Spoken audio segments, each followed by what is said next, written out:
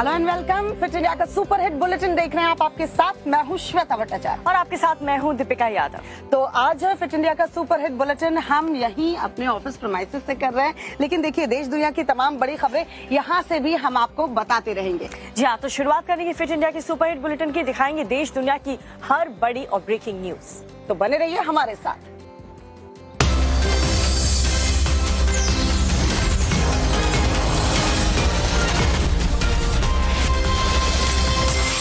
और शुरुआत बड़ी खबर के साथ कर रहे हैं, जहां पर नीट विवाद पर बिहार से इस वक्त एक बड़ी खबर मिल रही है। बिहार पुलिस की एओयू यूनिट ने 6 चेक बरामद किए हैं। पेपर लीक के लिए चेक से मोटी रकम देने की आशंका अब जताई जा रही है। सारे पोस्ट डेटेड चेक 30 लाख रुपए से ज्यादा के बताए जा रहे हैं। चेक देने वालों की पड़ताल में बिहार पुलिस जुटी हुई है। बिहार में चेक बरामदगी पर सियासत जो है वो गरमाई हुई है। दिल्ली सरकार के मंत्री सौरभ भारद्वाज ने ये मामला उठाया है तो केंद्रीय मंत्री धर्मेंद्र प्रधान ने देश को भरोसा दिलाया है कि किसी भी गुनाहगार को हम बख्शेंगे नहीं। 5 मई को नीट का एग्जाम था और 4 मई को एग्जाम पेपर लीक किया गया। कुछ बच्चों को एक सेफ लोकेशन पे ले जाया गया, उनसे मोबाइल ले लिए गए, उनको क्वेश्चन पेपर एक दिन पहले दे दिया गया और फिर उनको अपनी हिरासत में जाके एग्जाम दिलाया गया और वो बच्चे क्वालिफाई भी हो गए। ऐसे 4 बच्चों को पुलिस ने अरेस्ट किया है और करीब 13 बच्चों का ये मामला है, बाकियों को नोटिस दिया है। इससे ये बात साफ हो जाती है कि नीट का पेपर लीक हुआ था जब देश का इतना विश्वसनीय पेपर लीक हो रहा है, जिसके अंदर 24 लाख बच्चों का भविष्य जुड़ा हुआ है, जो बच्चे 16-16 घंटे तैयारी करते थे। केंद्र सरकार उस पर बिल्कुल चुप है। नीट के संबंध में 2 प्रकार की अव्यवस्था की विषय सामने आई है। प्रारंभिक जानकारी ये तो आई थी, कुछ छात्रों को कम समय मिलने के कारण उनके वहां थोड़ा रोष थी, उनको कुछ वैकल्पिक ग्रेस मार्क की व्यवस्था दिया गया था, जिसको भी इस बीच में सरकार ने नामंजूर करके सुप्रीम कोर्ट के आदेश अनुसार 1563 बच्चों की पुनः परीक्षा की आदेश दे दिया है सुप्रीम कोर्ट की सुझाव पे।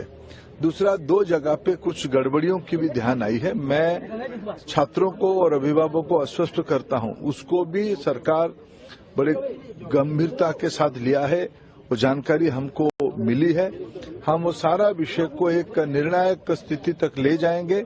उसमें कोई भी बड़े अधिकारी हो, एनटीए की कितने भी बड़े दायित्वधारी हो, अगर वो उनमें गुनहगार पाए जाएंगे उनको भी छोड़ा नहीं जाएगा और एनटीए में बहुत सुधार की आवश्यकता है। देश के शिक्षा मंत्री माननीय धर्मेंद्र प्रधान जी ने विद्यार्थियों के प्रतिनिधि, अभिभावकों के प्रतिनिधि सबसे बात की है, सौहार्दपूर्ण वार्ता हुई है और वो जो 1560 या 70 कुछ बच्चे हैं, उन बच्चों के ऊपर उन्होंने निर्णय लिया है, देश को बताया है और उन छात्रों के अनुरूप ही निर्णय लिया है। चुनाव नतीजे आ चुके हैं, सरकार भी बन गई है और मोदी सरकार 3.0 ने काम करना भी शुरू कर दिया है। लेकिन देखिए इस बीच एक बार फिर से ईवीएम को लेकर सियासत गर्मा गई है। कांग्रेस समेत इंडी गठबंधन ने ईवीएम पे एक बार फिर से आरोप लगाया है। जी हाँ, हिंदुस्तान में ईवीएम को लेकर के जो सियासत गरमा रही है उसको एलन मस्क के एक ट्वीट ने और हवा दे दी है और साथ ही महाराष्ट्र में छपे एक अखबार की खबर से बवाल और बढ़ गया है। देखिए पूरी खबर इस रिपोर्ट में।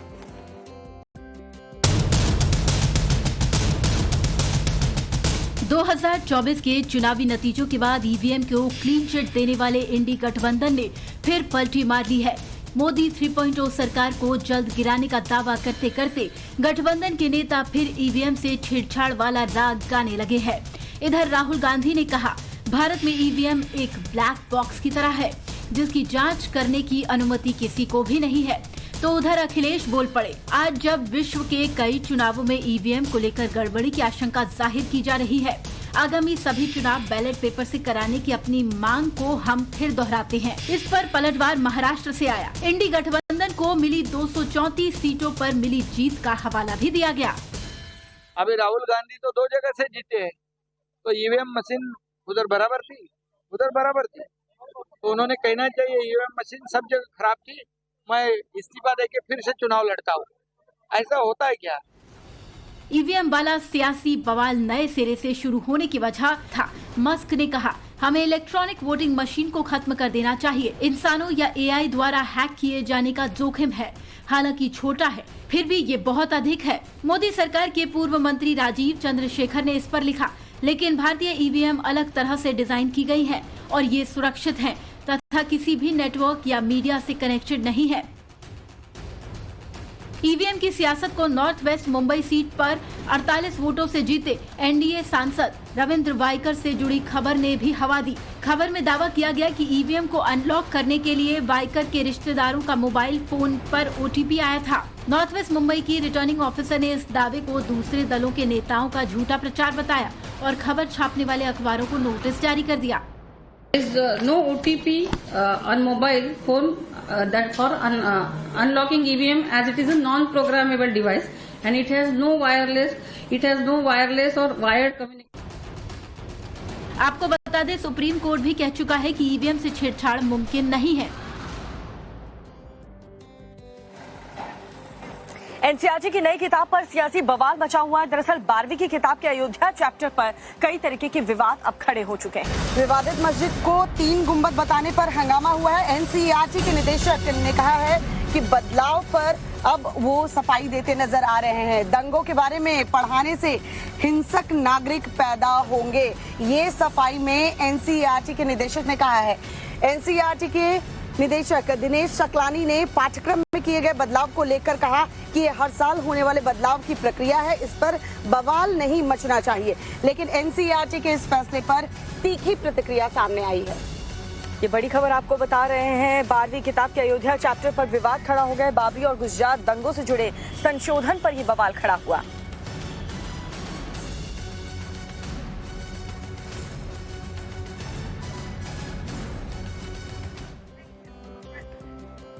और देखिए, दिल्ली में जल संकट गहराया हुआ है, लेकिन अब वाटर पॉलिटिक्स जो है वो भी काफी गरमाई हुई है।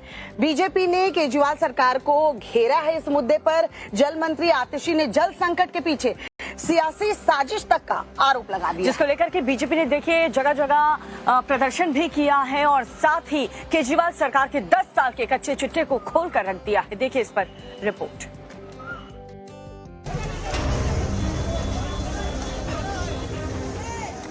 पानी पॉलिटिक्स ने दिल्ली को किस मुकाम पर पहुंचा दिया, ये तस्वीरें उसी की गवाह हैं। जी हां, दिल्ली जल बोर्ड के पाइपलाइनों की निरीक्षण और निगरानी अब खुद दिल्ली कर रही है। लीकेज देख रहे हैं, कहीं चोरी तो नहीं हो रही? लीकेज कोई नहीं है वैसे। दिल्ली पुलिस को पाइपलाइन की निगरानी का जिम्मा दरअसल दिल्ली की जल मंत्री आतिशी की ओर से लगाए गए गंभीर आरोपों के बाद संभालना पड़ा। दिल्ली में सीवियर हीट वेव भी चल रही है और पानी का क्राइसिस भी चल रहा है, लेकिन इस सब के दौरान ऐसा लग रहा है कि कुछ लोग पानी की पाइपलाइन तोड़कर इस पानी की कमी को और बदतर बनाने का षड्यंत्र रच रहे हैं। दिल्ली में भीषण जल संकट के बाद केजरीवाल सरकार चौतरफा घिरी हुई है। जल बोर्ड में घोटाला, टैंकर माफियाओं को सियासी शह और पाइपलाइन के खराब रखरखाव के आरोप गहरा रहे हैं। जल बोर्ड के दफ्तर से लेकर जगह जगह बीजेपी मटका फोड़ प्रदर्शन कर रही है। दिल्ली में पानी की संकट का अगर कोई जिम्मेदार है तो अरविंद केजरीवाल और आम आदमी पार्टी की सरकार है। दिल्ली में पानी का संकट प्राकृतिक नहीं है। दिल्ली में पानी उपलब्ध मात्रा में, हरियाणा पानी जितना मिलना चाहिए दिल्ली को उससे ज्यादा दे रहा है।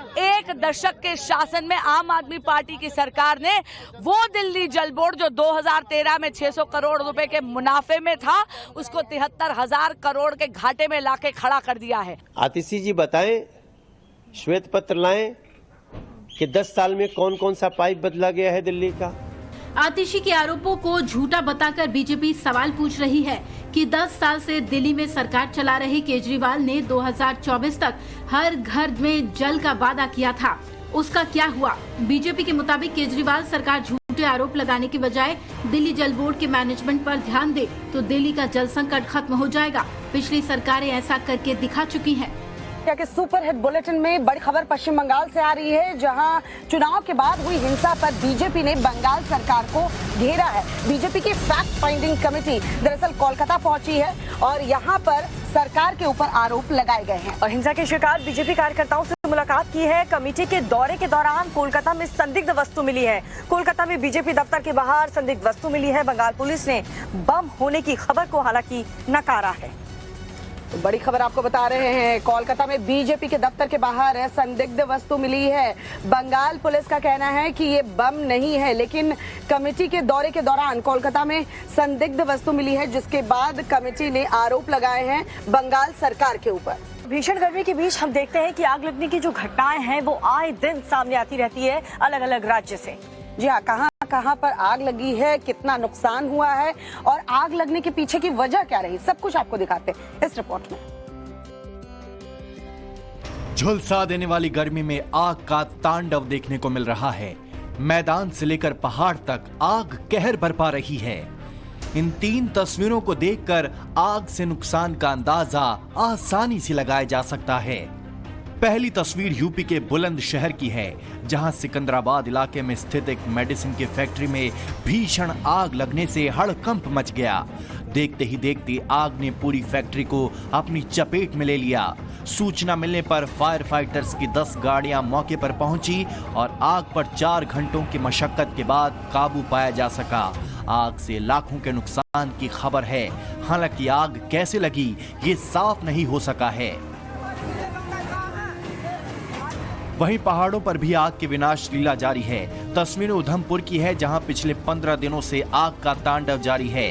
हजारों हेक्टेयर वन संपदा खाक हो चुकी है, लेकिन आग पर अभी तक काबू नहीं पाया जा सका है। धधकते पहाड़ और उठता धुआं स्थानीय लोगों के लिए परेशानी का सबब बना हुआ है। अब पीछे हमने देखा था कि छोटे छोटे पौधे मतलब हजारों की तादाद में मतलब ग्रीन जो ट्री है हमारे वो खत्म हो गए हैं। आप देख लो कि इधर से सामने जो आधा किलोमीटर दूर घर हैं बोड़ी दिख रहे हैं, इतना धुआं है और बुरी हालत है, पूरा अंधेरा जैसा दिख रहा है। अभी 9 बज रहे हैं और अभी ऐसा लगता है कि अभी मतलब शाम का टाइम है, जैसे अंधेरा होने वाला है। तो मैं जो आपको बताऊं कि 15 दिन से ऐसा हो रहा है। भोपाल में भी आग का कहर देखने को मिला। आग शहर के मानसरोवर कॉम्प्लेक्स में लगी। बता दें कि इस कॉम्प्लेक्स के पास प्रदेश बीजेपी का कार्यालय भी है। आग लगने की खबर मिलते ही पूरे इलाके में अफरा तफरी मच गई। देखते ही देखते लपटें तेजी से पूरी बिल्डिंग में फैलने लगी। दुकान से काला धुआं निकलने लगा। आनन फानन में दमकल विभाग को सूचना दी गई, जिसके बाद मौके पर पहुंची फायर फाइटर्स की टीम ने काफी मशक्कत के बाद आग पर काबू पाया।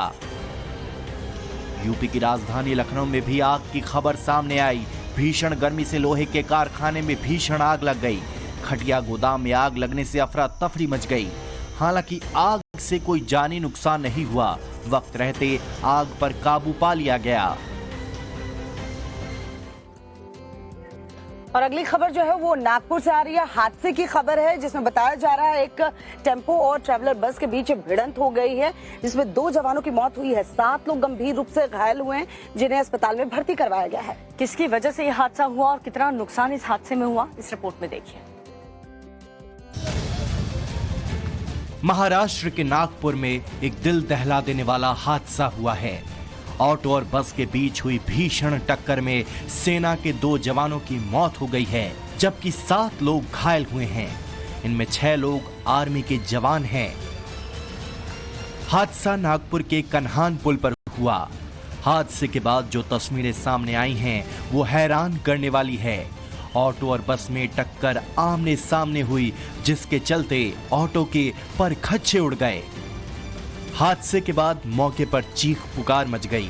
आसपास के लोग मौके पर पहुंचे और घायलों को किसी तरह बाहर निकालकर अस्पताल पहुंचाया। हादसे के चलते काफी देर तक हाईवे पर आवाजाही बाधित रही। पुलिस से मिली जानकारी के मुताबिक ऑटो में ड्राइवर सहित कुल 9 लोग सवार थे। कामठी में गार्ड रेजिमेंट सेंटर के 8 जवान इस ऑटो रिक्शा में बैठकर कहीं जा रहे थे, तभी तेज रफ्तार बस ने ऑटो रिक्शा को टक्कर मार दी। इस दौरान 2 जवानों की मौके पर ही मौत हो गई।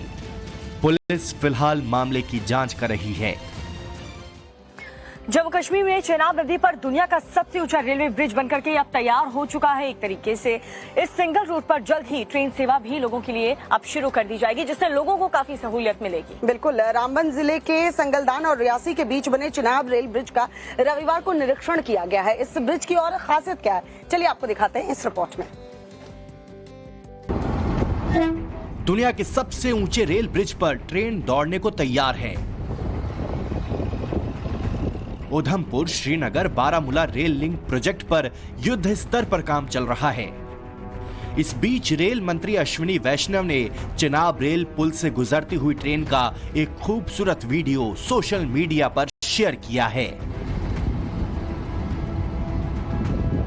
अश्विनी वैष्णव ने लिखा है कि संगलदान से रियासी तक पहली ट्रायल ट्रेन सफलतापूर्वक चलाई गई, जिसमें चेनाब ब्रिज को पार करना भी शामिल है।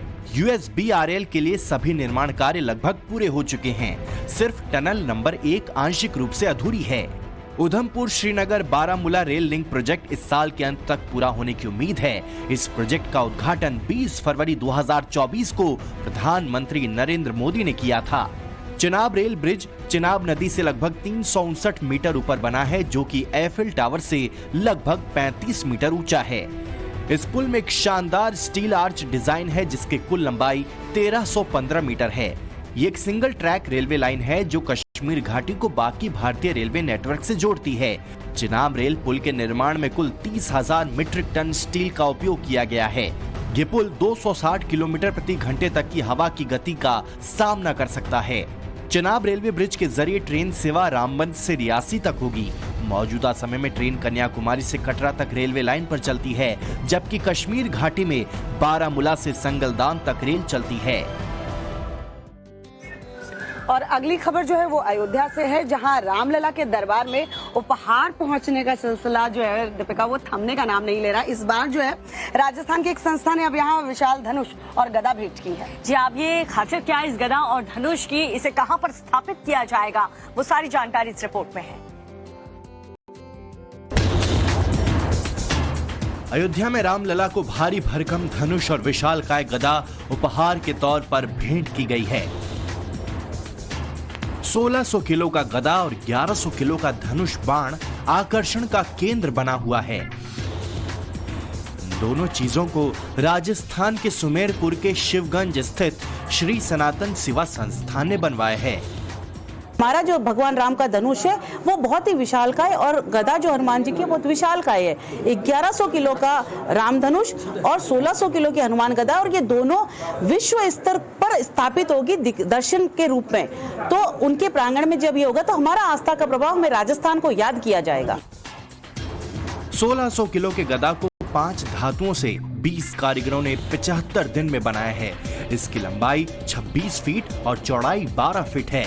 वहीं विशालकाय धनुष को 1100 किलो का बनाया गया है। धनुष बाण की लंबाई 33 फीट और ऊंचाई 26 फीट है। विशालकाय धनुष और गदा को बड़े वाहन के जरिए अयोध्या लाया गया है। धनुष का आकार बड़ा होने के चलते उसको खंडित करके लाया गया है और रामलला के मुख्य पुजारी आचार्य सत्येंद्र दास जी को समर्पित किया गया है। हमारे माध्यम से रामलला को समर्पित किया जाएगा और रामलला के ही दरबार में उसका स्थापना होगी। जिस प्रकार से दर्शन रामलला की होगा उसी प्रकार का दर्शन धनुष बाण का और गदा की दर्शन होगी। ये गदा अद्भुत हैं क्योंकि 5 धातुओं के बने हुए हैं। एक एक धातु बहुत अमूल्य होते हैं। 5 धातुओं से बन करके बने हैं, वो अपने आप में अद्भुत हैं। जल्द ही इस गदा और धनुष को मंदिर प्रांगण में स्थापित किया जाएगा ताकि देश विदेश से आने वाले राम भक्त इसका दर्शन कर सके। और चलिए बात करेंगे संसद भवन की, जिसकी भव्यता को और बढ़ाने के लिए क्या क्या प्रयास किए जा रहे हैं वो भी आपको बताते हैं। दरअसल यहाँ लोकसभा सचिवालय ने संसद भवन परिसर में प्रेरणा स्थल बनाया है, जिसका उद्घाटन उपराष्ट्रपति जगदीप धनखड़ ने किया। दरअसल पहले संसद भवन परिसर में महापुरुषों की प्रतिमाएं अलग अलग जगहों पर लगाई गई थी, लिहाजा सभी के दर्शन और श्रद्धा सुमन अर्पित करने का कई बार जो है वो संभव नहीं हो पाता था। इसलिए अब इसका उद्घाटन जो है वो किया गया है, जहां तमाम जो बड़ी नेताओं की प्रतिमाएं हैं, जो बड़े बड़े महापुरुषों की प्रतिमाएं हैं, उसे लगाया गया है।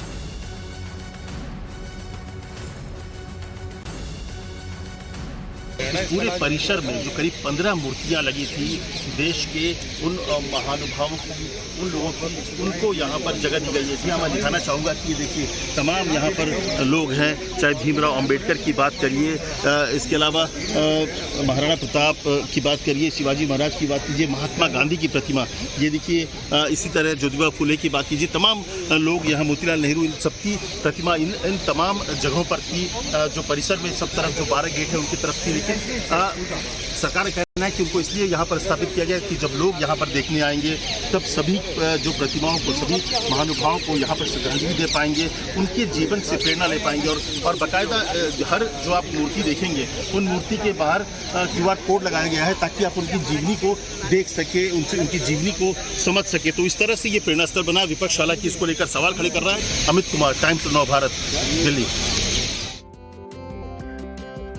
और एक बड़ी खबर इस वक्त जो आ रही है वो आपको बता दें, चुनाव नतीजों की गुजरात बीजेपी आज समीक्षा करने वाली है।